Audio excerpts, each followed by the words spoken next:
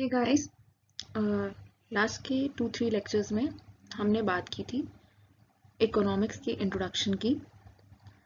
फिर हमने बात की थी कुछ डेफिनेशंस की, wealth definition, scarcity definition, Marshall की डेफिनेशन थी।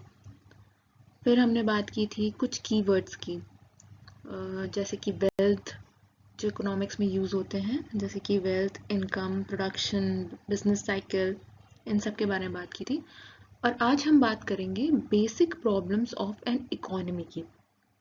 इकोनॉमी में बेसिक प्रॉब्लम्स क्या होती हैं, कैसे अराइज होती हैं, क्या उसके और क्या आगे की चीज़ें हैं, उस पर आज हम बात करेंगे। तो हम स्टार्ट करते हैं। So economic problem is the problem regarding allocation of limited resources for production of alternative goods and services. तो जो इकोनॉमिक प्रॉब्लम है वो प्रॉब्लम किस बात की है? वो प्रॉब्लम है एलोकेशन ऑफ लिमिटेड रिसोर्सेज। हमने पहले भी बात की थी कि जो हमारे वर्ल्ड में रिसोर्सेज हैं वो बहुत लिमिटेड हैं, स्कैर्स हैं, तो उसकी एलोकेशन में बहुत प्रॉब्लम आती है कि हम उस लिमिटेड रिसोर्स को किस तरह यूटिलाइज करें। जैसे कि हम मान लेते हैं जूट है जो एक, मान लीजिए प्रोड्यूसर है, उसके पास कुछ जूट रखा हुआ है। अब वो चाहे तो उससे बैग्स बना सकता है, टोकरियां बना सकता है, बास्केट बना सकता है, या तो उसको कुछ क्लोथिंग्स एसेसरीज के लिए यूज कर सकता है। तो उसके पास बहुत सारे ऑप्शंस हैं। तो ऑल्टरनेटिव उस ऑल्टरनेटिव यूजेस है उसके। तो उस लिमिटेड रिसोर्सेज को वो कैसे एलोकेट करें, तो ये इकोनॉमिक प्रॉब्लम है। So basically economic problem is the problem of choice की ही प्रॉब्लम है बेसिकली इकोनॉमिक प्रॉब्लम। तो चॉइस की क्यों प्रॉब्लम है? क्योंकि लिमिटेड रिसोर्सेज है हमारे। अब हम आगे देखते हैं। So why does economic problem arise? तो क्या इकोनॉमिक प्रॉब्लम सिर्फ लिमिटेड रिसोर्सेज की वजह से ही होती है? नहीं। अब हम बात करते हैं अनलिमिटेड वांट्स की। हम हमेशा से अब तक बात करते हैं कि जो वांट्स हैं वो अनलिमिटेड हैं ह्यूमंस की। मतलब कि अनलिमिटेड वांट्स का क्या मतलब है? मल्टीप्लाई होती रहती हैं ओवर टाइम वांट्स। जैसे कि मान लीजिए कि आज आपके पास कुछ पैसा है, आपने उसको यूटिलाइज किया फर्नीचर खरीदने में। अब अगर आपके पास आगे पैसा हो या ना हो, आपका दिल करता रहेगा कि नहीं, अब मुझे एसी भी खरीदना है, मुझे रेफ्रिजरेटर भी खरीदना है, मुझे सोफा सेट भी खरीदना है। मान लीजिए आपने वो भी खरीद लिया, फिर आपका दिल करेगा कि नहीं, शायद मुझे कुछ एक्सपेंसिव ज्वेलरीज खरीद लेनी चाहिए। तो ये जो वांट्स हैं वो मल्टीप्लाई होती रहती हैं ओवर टाइम। फिर क्या है? Many wants are recurring. Many wants are recurring का क्या मतलब है? आज आपको भूख लगी, तो ऐसा तो है नहीं आपने खाना खा लिया उसके बाद आपको भूख नहीं लगेगी। आपको शाम को भी भूख लगेगी, दूसरे दिन भी भूख लगेगी, आपको खाना ही है। तो मेनी वांट्स आर रिकरिंग, बार बार आती हैं। तीसरा क्या है? Wants differ in their urgency. अगर आपके पास कोई अर्जेंट वर्क है तो आप उसको पहले वर्क को पूरा करेंगे, ना कि आप और चीज़ों को यूटिलाइज करेंगे। जैसे कि मान लीजिए कि आपके पास पैसा है, तो आप कुछ कुछ अमाउंट है आपके पास, तो आपका इस समय अर्जेंसी है कि नहीं, आपका सोफा सेट खराब हो गया है, तो आप पहले सोफा सेट खरीदेंगे, ना कि आप ज्वेलरीज में पैसा लगाएंगे। तो wants differ in their urgency.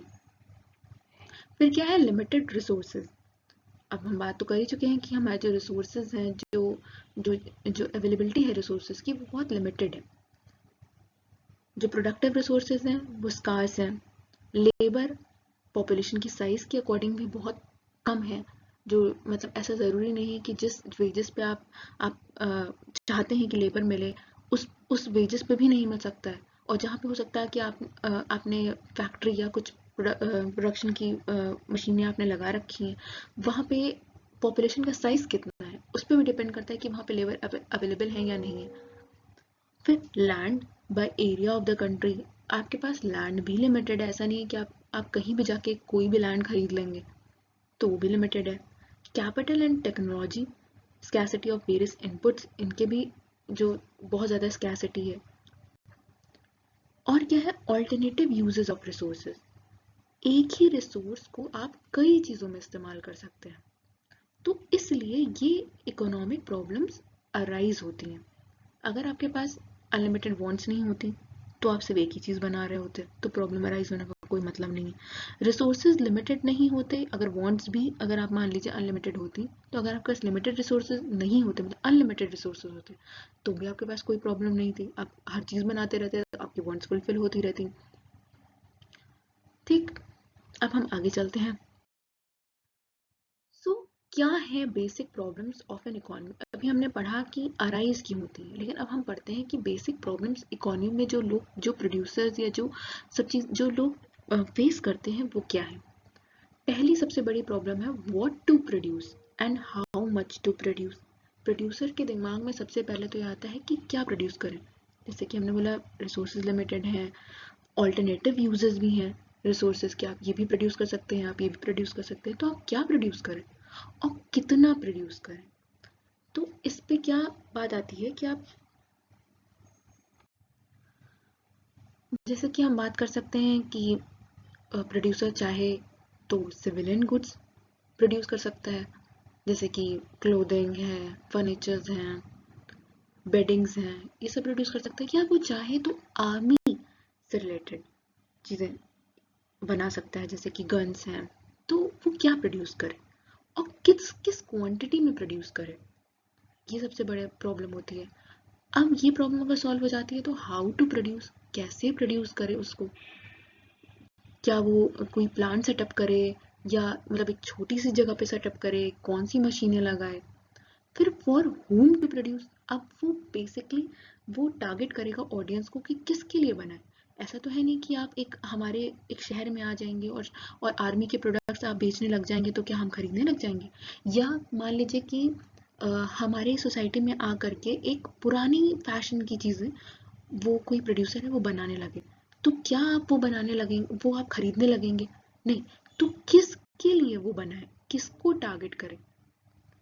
Problem of fuller utilisation of resources. अब कभी कभी ऐसा भी होता है कि जो रिसोर्सेज उसके पास है वो किस तरह से फुल्ली यूटिलाइज कर ले और उस फुल्ली यूटिलाइजेशन से उसको मैक्सिमम प्रॉफिट भी हो सके। फिर क्या है problem of efficiency in utilisation of resources. अब उसको एफिशिएंटली कैसे यूटिलाइज करे उस रिसोर्स को जो उसने खरीदा है। एफिशिएंटली मतलब, या फुलर यूटिलाइजेशन मतलब कि वो पूरे एक ऑप्टिमाइजेशन तक फुल यूटिलाइजेशन कर सके, और एफिशिएंसी मतलब कि वो पूरी तरह से सही तरीके से उसको रिसोर्स को यूटिलाइज कर सके। और problem of economic growth, economic growth के बारे में हम आगे बात करेंगे। तो ये बेसिक प्रॉब्लम्स है इकोनॉमी में जो फेस करता है प्रोड्यूसर।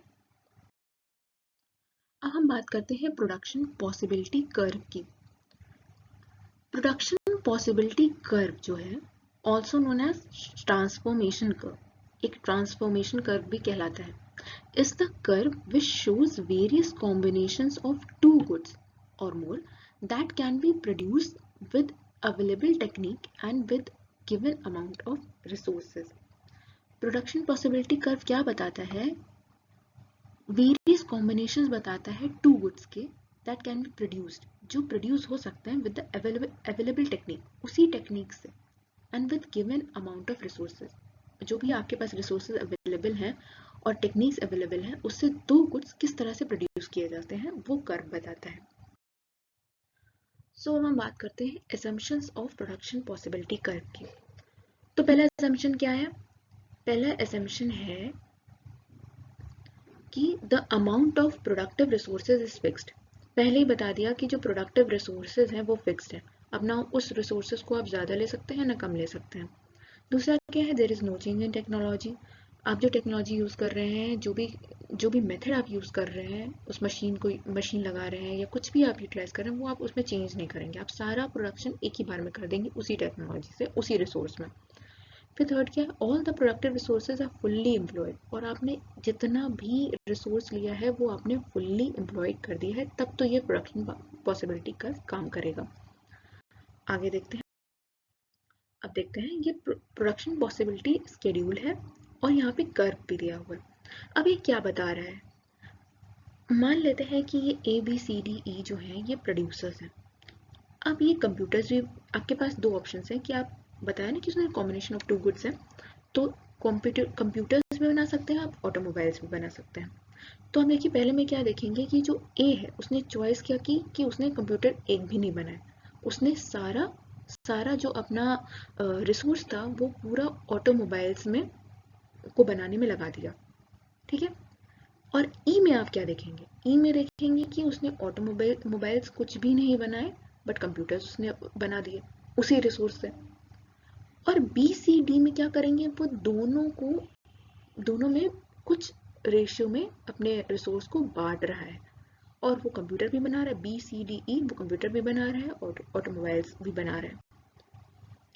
तो इसमें कर्व हमें क्या मिला, ये देखिए एक कर्व ऐसे मिल रहा है, पॉइंट्स को जोड़ रहा है, यहाँ पे हमारे जितने भी मतलब कंप्यूटर्स हैं, ऑटोमोबाइल्स हैं।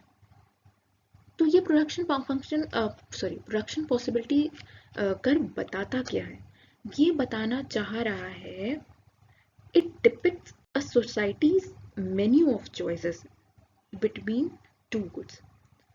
It tells us that if the economy wants to produce more of one commodity, it will have to transfer or divert resources from the production of another commodity to the production of this commodity.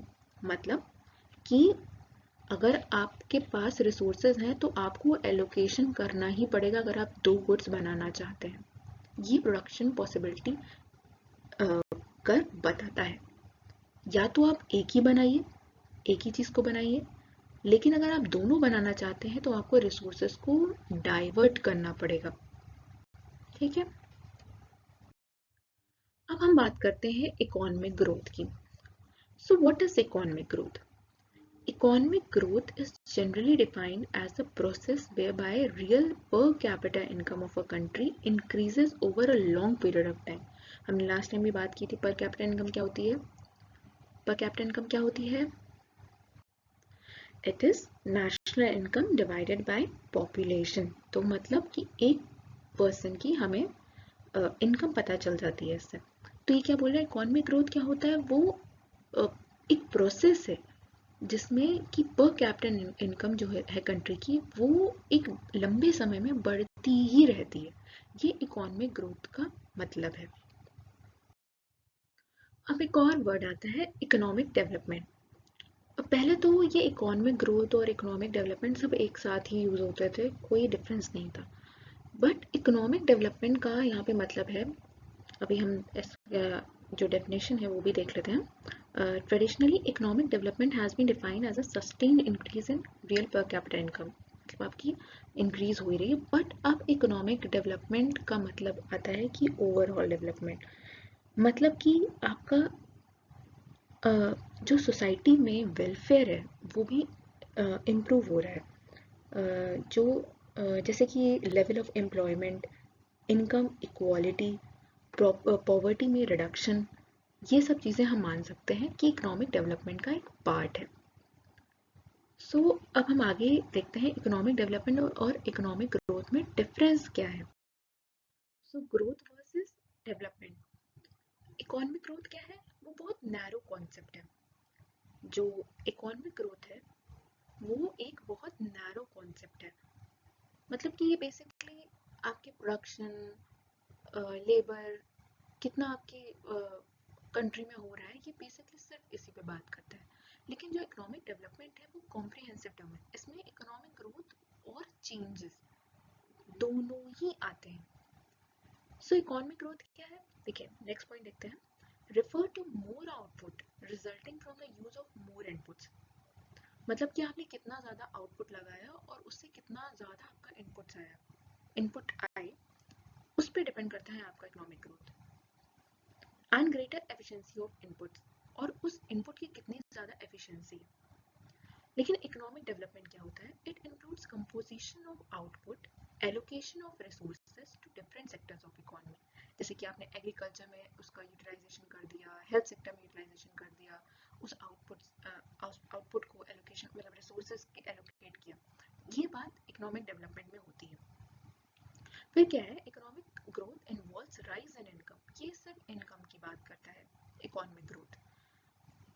और economic development क्या है, it involves not only rise in income but also reduction of poverty, inequality of income and unemployment. ये बात करता है ना कि सिर्फ इनकम की, लेकिन जो इनकम आई है उसको हम किस तरह से डिस्ट्रीब्यूट करें to reduce poverty, inequality of income and unemployment. और भी जैसे हेल्थ सेक्टर में आपने किस तरह से प्रॉब्लम को कम किया, या अर्बनाइजेशन की कुछ प्रॉब्लम्स हैं उसको आपने कैसे कम किया, ये इकोनॉमिक डेवलपमेंट के पार्ट है।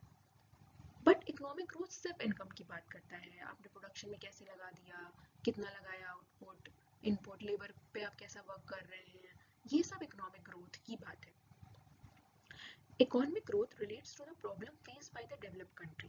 देखिए कहते हैं कि जब आप एक डेवलप्ड कंट्री हो जाते हैं, जब आपकी मतलब ये जो प्रॉब्लम्स हैं जैसे पॉवर्टी, इनइक्वालिटी, अनएम्प्लॉयमेंट, ये जो समस्याएं हैं अगर आपकी खत्म हो जाती है तो हम बात करते हैं इकोनॉमिक ग्रोथ की, कि अब आप किस तरह से जो अपने रिसोर्सेज हैं वो आउटपुट, जो आपके आउटपुट्स हैं, मतलब जो लिमिटेड रिसोर्सेज हैं उसको किस तरह से आप लगाएं कि वो अच्छी इनपुट्स निकले, वो एफिशिएंटली यूज हो सके, ये इकोनॉमिक ग्रोथ बात करता है। लेकिन इकोनॉमिक डेवलपमेंट क्या है, it relates to the problem face by the present day developing countries. आप डेवलपिंग कंट्रीज, आप इंडिया को ही देख लीजिए, हम इकोनॉमिक डेवलपमेंट की बात करते हैं। इकोनॉमिक डेवलपमेंट मतलब यही पॉवर्टी हटाना, इनइक्वालिटी। इकोनॉमिक ग्रोथ में क्या है, it does not require much of government intervention. ये बेसिकली एक इंडस्ट्रियलिस्ट का काम है, इसमें गवर्नमेंट का इंटरवेंशन ज़्यादा नहीं होता है, लेकिन इकोनॉमिक डेवलपमेंट में गवर्नमेंट का इंटरवेंशन इन्वॉल्वमेंट होता है। It requires active involvement of the government, क्या इकोनॉमिक डेवलपमेंट, बिकॉज कि आपको वो जो रिसोर्स आपको प्रोडक्शन से मिले हैं वो आप किस तरह से यूटिलाइज करते हैं, ये पॉवर्टी हटाने में, इनइक्वालिटी हटाने में, अनएम्प्लॉयमेंट को कम करने में, ये गवर्नमेंट का इंटरवेंशन चाहता है। सो economic development requires involvement of government, but economic growth में गवर्नमेंट का इंटरवेंशन का काम नहीं होता, क्योंकि ये बेसिकली प्रोडक्शन, वेल्थ जनरेशन, इस सब से रिलेटेड, लेबर से रिलेटेड बात करता है, मतलब कि ये इंडस्ट्रियलिस्ट से रिलेटेड बात करता है इकोनॉमिक ग्रोथ। एक कंट्री का इकोनॉमिक ग्रोथ उसके प्रोडक्शन पे डिपेंड करता है कि आप कितना अच्छा प्रोड्यूस कर रहे हैं, आपकी आपका प्रोडक्शन कितना अच्छा है, जीएनपी, ग्रॉस नेशनल प्रोडक्ट कैसा है, इस पे बात करता है इकोनॉमिक ग्रोथ। सो आज के लिए इतना ही रखते हैं, मिलते हैं नेक्स्ट लेक्चर में। Thank you so much.